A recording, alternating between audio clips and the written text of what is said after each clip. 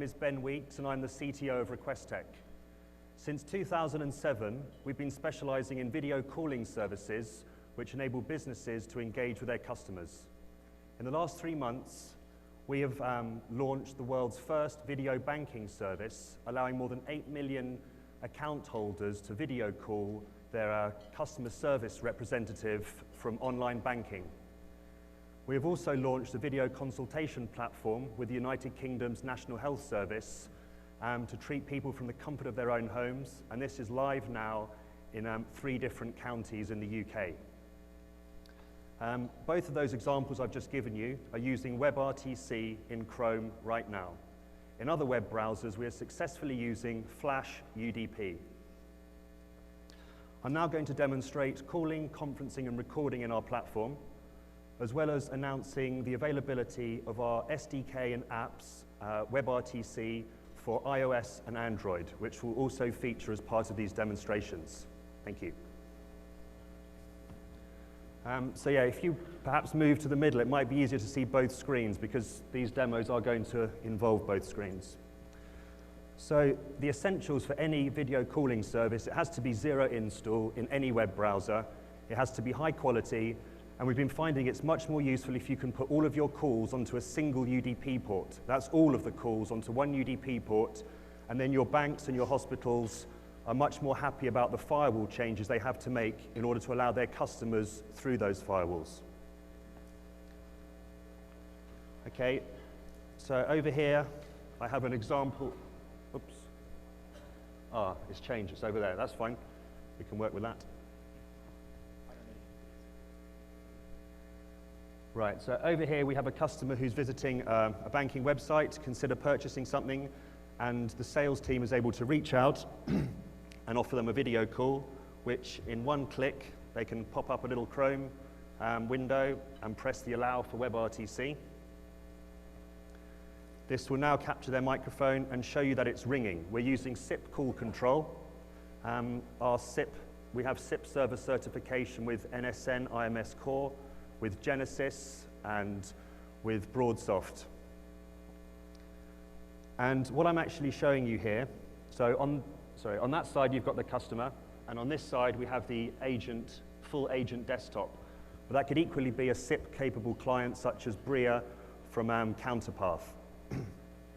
And what we're showing you here is a video call between WebRTC and Flash UDP. So I just need to get my orientation right, and you can see me on both. So if I come over here, you can see me waving here nicely, and you can see me waving over here. Many companies today can do flash to flash, many can do WebRTC to WebRTC, but I'm not aware of anybody else who's able to join the 2 technologies together in quite this way, which means that our technology is working cross-platform and also compatible with the strictest firewall requirements of banks and hospitals. This also provides a very good migration strategy should WebRTC become available in the future in other browsers or not. It takes that risk out of it, allowing you to move over to WebRTC as it becomes available. We actually prefer WebRTC for the 3 main reasons. It has a superior bitrate adaptation, it has screen sharing, and it also has the support of Google to ensure its future evolution. But for today, Flash UDP is actually a very good way of being able to address all of your customers. If you want, I can quickly and bravely go full screen on these sides.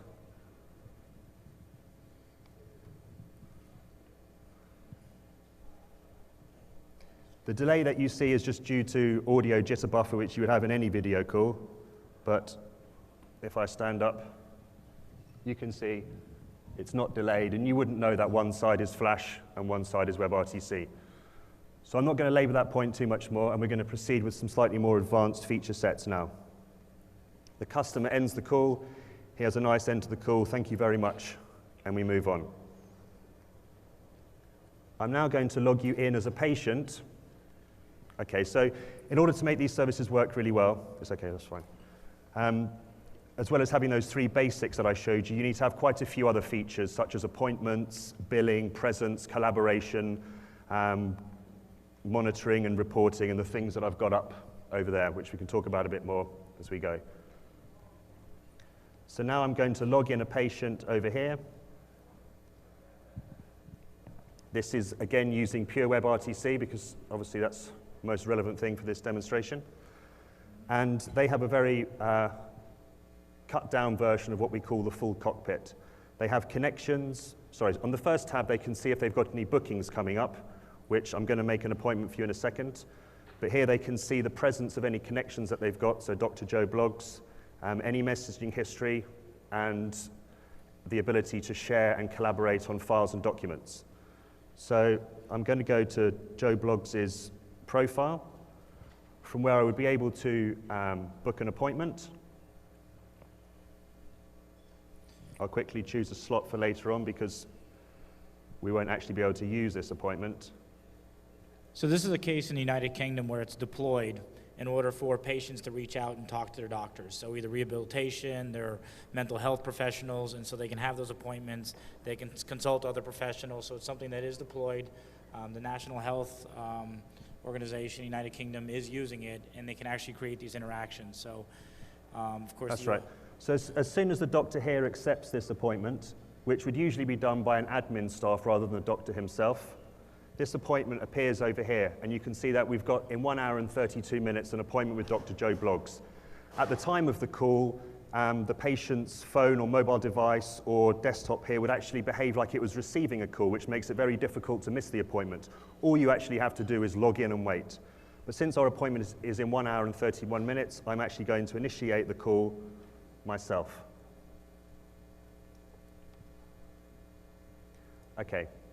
Once the call is initiated, we might want to discuss something like an X-ray. So here the doctor is able to bring up an X-ray that was taken of my foot, and we can look at that. He's also able to draw on it, so we can see that we can mark out particular parts of it. And this bit's pretty cool. We're going to call in a consultant to discuss the possibility of operating on it. So I can see that this particular consultant iPad is online. So if you might need to log in with the iPad mini.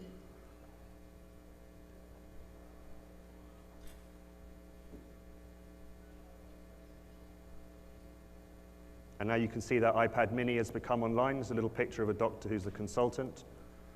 I will now place the call. Did you unplug it?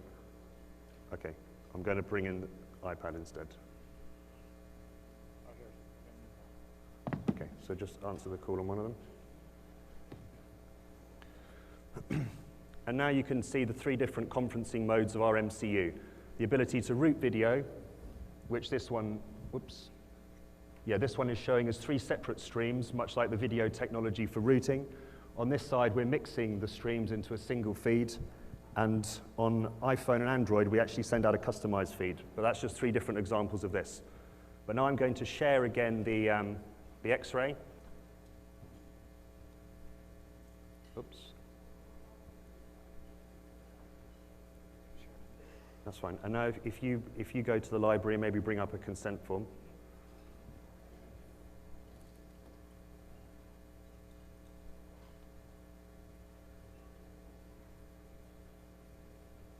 I'm not sure my picture's around. Yeah.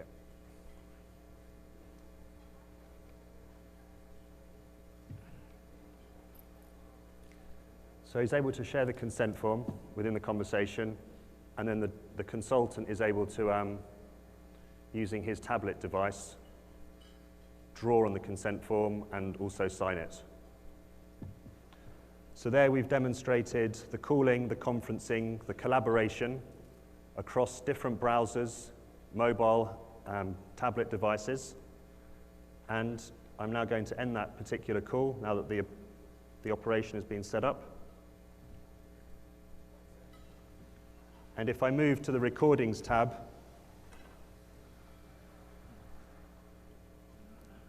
you can see here that there is a recording of the activity that just took place up there. And 0, take off. Are we done? Right. And I guess we've hit our mark. Okay. Thank you very much, everybody.